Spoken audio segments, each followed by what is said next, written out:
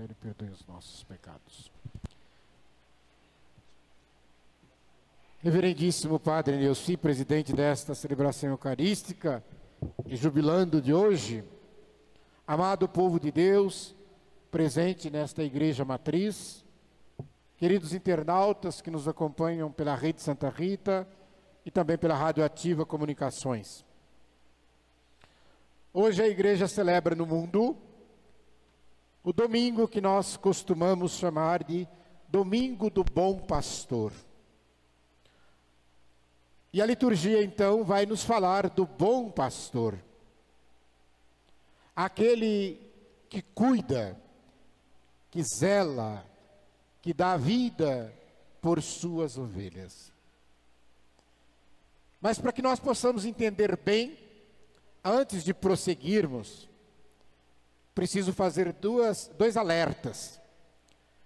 O primeiro deles: quando nós ouvimos a palavra pastor, a maioria das pessoas imagina alguém de terno e gravata que esteja dirigindo uma igreja protestante. São pastores também, porque tem lá o seu rebanho. Mas pastores são todos aqueles a quem Deus confia uma porção do seu rebanho. Quando Jesus diz que Ele é o bom pastor, porque Ele é o pastor de todo o rebanho. E nós somos pastores de parte do rebanho de Jesus Cristo. E aí o Evangelho, quando diz aqui, palavras de Jesus, para que vocês possam, a segunda coisa, para que vocês possam entender o que eu estou querendo dizer. Jesus diz assim no Evangelho: tenho ainda outras ovelhas, que não são desse redil aqui, e também a elas eu devo conduzir. Isso aqui é para que ninguém fique com ciúme de Jesus. Ah, Jesus é só meu. O outro lá não pode falar em nome de Jesus não, porque é só meu. Não. Jesus não é propriedade, e Ele mesmo está dizendo aqui: eu também devo cuidar daquelas que não estão aqui neste redil, que estão lá em outros, para que ao final formemos um único rebanho de Cristo. Entendam bem isso. Promessa de Jesus. Ele é o pastor de todas, e Ele quer que ao final todos façam parte então do mesmo redil.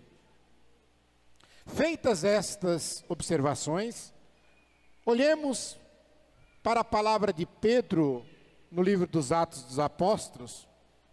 Ele acabou de fazer uma cura, uma pessoa que estava enferma, e Pedro o curou. E ele faz então publicamente uma profissão para dizer que é em nome de Jesus que ele havia feito aquela cura, e mais nada. Aqui eu acho que nos chama a atenção para que nós cristãos católicos também, na nossa vida, prestemos atenção para não ter vergonha, assim como Pedro não teve, de assumir Jesus Cristo e de dizer: fazemos isto por Jesus Cristo. Você levantou hoje e veio da sua casa para cá. O padre já está na terceira missa hoje. Eu estou na terceira também. Então você e nós levantamos, saímos de nossas casas e aqui viemos por causa de Jesus Cristo. Porque se você veio aqui para cantar, se você veio aqui para ler, se você veio aqui porque você é coroinha, porque você é Clarissa, eu vou por causa do Padre Neuci, aniversário dele hoje, então está tudo errado, você não entendeu. É claro, vamos dar glória a Deus, ação de graças, vamos cumprimentar o padre, parabenizá-lo e etc. Se quiser dar presente, pode dar também, né, padre? Mas nós viemos aqui por Jesus Cristo, E precisamos publicamente confessar isso.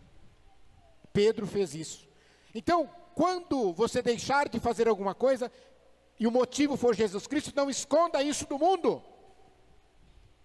Por exemplo, eu fico vendo que às vezes as pessoas recebem convite para fazer coisa errada, que a gente chama isso de tentação. Então lá o cara recebe um convite, o marido recebe um convite para trair a esposa, para cometer um adultério. E ele diz assim: não vou não. Deus que me livre, depois ela é brava, vai me bater.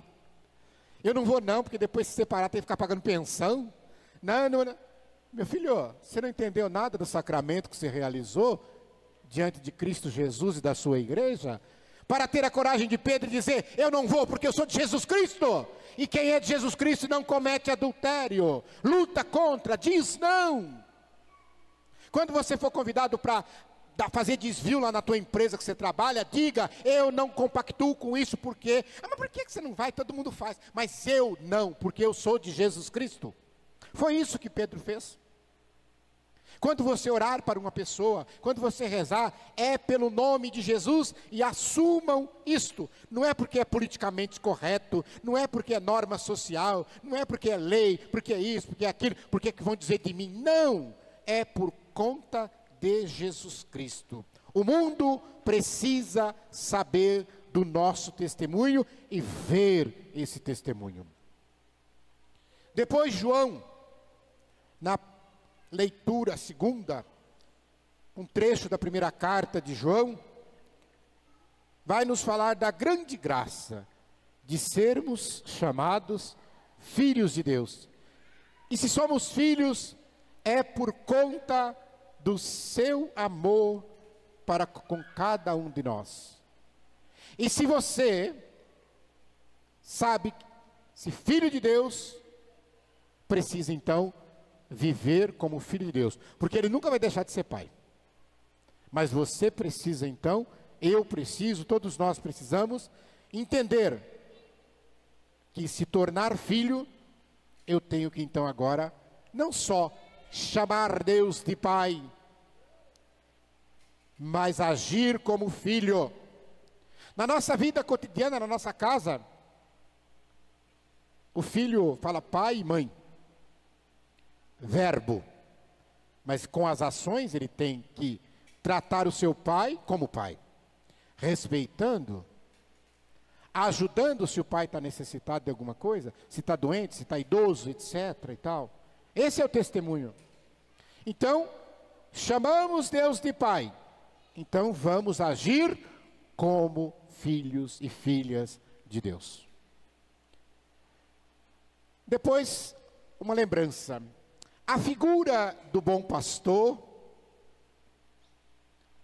que é o centro da liturgia de hoje, nós precisamos então olhar para o agir das ovelhas, dos pastores, mas também das ovelhas, porque tem ovelha que dá trabalho.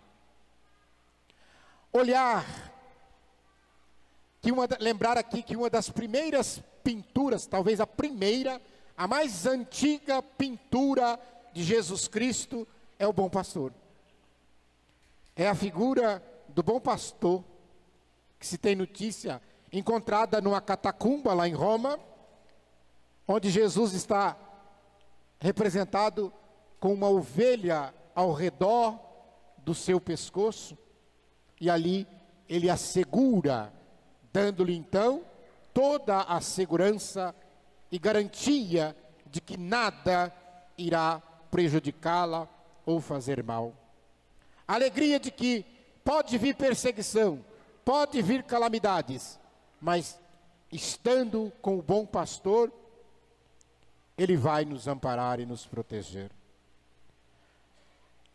A igreja primitiva professou Jesus como bom pastor. Ele vai dizer, o Salmo, ele é a pedra angular, a pedra que foi rejeitada. E aí nós lembramos então, quando eu falei para vocês da figura do pastor, para olhar para todos, não pegar um ou dois só não. Santo Agostinho escreve um sermão chamado Sermão dos Pastores. Quem lê o ofício das leituras todo dia, conhece, já ouviu, porque está lá. Quem não conhece, quiser ler, é um pouquinho extenso, mas vale a pena. Porque lá, praticamente 1700 anos atrás, Agostinho vai dizer, quando Jesus diz que é o bom pastor, você está dizendo, eu sou o bom, é porque tem mal. E ele diz, existem pastores que apacentam a si mesmos. Pastor que só quer beber o leite da ovelha. Só quer a lã da ovelha. E quando não dá mais leite, quando não dá mais lã, engorda e come a carne. Mata. Tem pastor que só gosta de ovelha gorda, bonita e sarada, de preferência com o bolso cheio. Não gosta de ovelhinha feia, perrengue, patinha quebrada, pobre. Aqui eu estou parafraseando Agostinho, é claro. A primeira parte foi ele quem disse. Então as ovelhas que estão machucadas, que precisam do cuidado do pastor. Por isso que Jesus é o modelo. Ele está ali sempre vigiando contra os ataques, contra os perigos. Porque o pastor, quando vem o lobo, se ele é o bom pastor, ele enfrenta o lobo. Se ele é o mau pastor, ele corre. E é claro que aqui eu estou dizendo lobo, porque é o grande inimigo das ovelhas. Mas nós precisaríamos entender que não é que vai entrar um lobo aqui, porque se entrar um lobo aqui, eu tenho certeza que a maioria de vocês vai pensar, cachorro grande, porque eu nunca vi um lobo na vida. Mas eu estou dizendo que o lobo hoje, ele está travestido. O lobo entraria aqui de calça jeans, de celular de último tipo. O lobo entraria aqui, assim como ele tem a mania de domesticar as ovelhas, porque eu não sei se vocês sabem, a ovelha é cabeça dura, em todos os sentidos. Alguém aqui já levou uma cabeçada de ovelha? Não queiram levar, porque dependendo do jeito que você vai morrer. Eu não sei se vocês sabem, dependendo do tamanho da ovelha e da distância que ela tomar, se ela der uma cabeçada na cabeça de um touro, o touro cai e morre, às vezes. Ela tem a cabeça dura mesmo. Dura, literalmente, dura também em todos os sentidos de compreensão, de entendimento, de teimosia. Eu não sei se vocês sabem, mas a ovelha não enxerga bem. É como se ela tivesse catarata. Ela vê as coisas meio embaçadas. Por isso que ela escuta muito bem. Ovelha escuta muito bem. E é por isso que Jesus, em outra passagem do Evangelho, vai dizer: eu conheço as minhas ovelhas e elas conhecem a minha voz. Você conhece a voz de Jesus? Como bom pastor? Ou se o inimigo chamar, vem ovelhinha, você vai bem, vai atrás. Atrás de uma voz que é do mundo, que não é a voz do bom pastor. Que é a coisa que a gente mais vê no dia de hoje. São pessoas que, como aquela ovelhinha das 99, ela está ali na segurança, junto com as outras, o pastor olhando, vigiando, mas ela olha para o pasto do vizinho e diz assim: o pasto lá está mais verde, lá está mais bonito, lá eu vou ter liberdade. E ela pula a cerca e vai. Quantos e quantos não fazem isso? São seduzidos pelas coisas do mundo, abandonam o bom pastor e vão atrás destas ilusões que o mundo às vezes está a oferecer. Então por que eu estou dizendo isso? Estou dizendo então para vocês entenderem como às vezes as ovelhas também dão trabalho. Então o bom pastor está ali. Mas bom pastor, aqui nós falamos no sentido da condução na fé, no caminho de Deus, de mostrar que Jesus é pedra angular. Mas todos nós somos pastores e pastoras, porque a todos nós Deus colocou pessoas sob a nossa responsabilidade. Pergunte agora, qual é o teu pequeno rebanho? Pai e mãe, os seus filhos são as suas ovelhas. Você deve zelar, vigiar, se preciso for, dar a vida. Marido, você é o bom pastor da sua esposa, esposa, você é a pastora do seu marido. Zele, cuida, principalmente nas relações com aquele que é a nossa pedra angular. Cumpra suas obrigações para com essas ovelhinhas, para que elas não desviem do caminho, para que elas conheçam a sua voz, Pai, para que ela conheça a sua voz, Mãe, porque você é responsável por elas.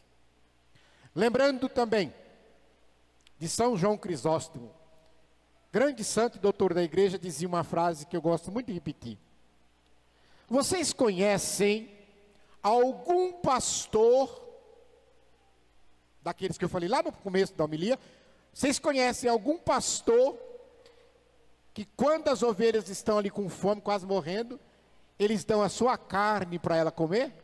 Vocês conhecem? Não tem. Somente o bom pastor Jesus dá a sua carne, o seu sangue, para nos alimentar.